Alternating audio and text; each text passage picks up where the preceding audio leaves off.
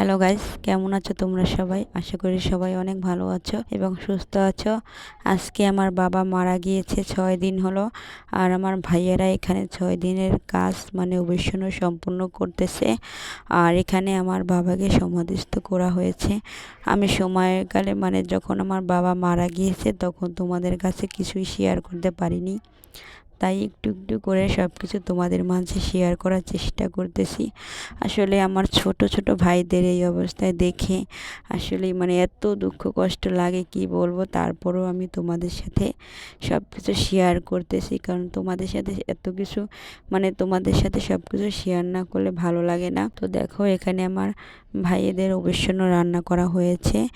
আর এখানটায় আমার বাবার সমাধির উপরে আমার ভাইপোরা ওরা একটা তাঁবু টানিয়ে দিচ্ছে।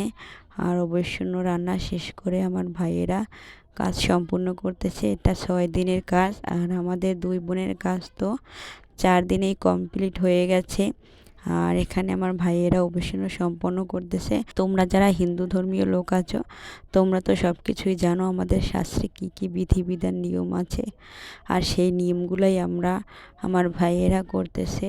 তো সবাই আমার ভাইদের ছোটো ছোটো ভাইদের জন্য একটু আশীর্বাদ রাখবে, যেন বাবার সমস্ত কাজগুলো সুসম্পন্ন ও খুব সুন্দরভাবে কমপ্লিট করতে পারে। এটার জন্যই তোমাদের সাথে সব কিছু শেয়ার করা। এখানে আমার ভাইয়ের মানে আমার বাড়ির ভাই বউরা তাছাড়া অনেকেই আছে। তো সব কিছু আমি তোমাদের সাথে একটু একটু শেয়ার করলাম। তো অবসন্ন খাওয়া শেষ করে এখানে আমার ভাইয়ের দেখো স্নান টেনানও সেরে নিচ্ছে।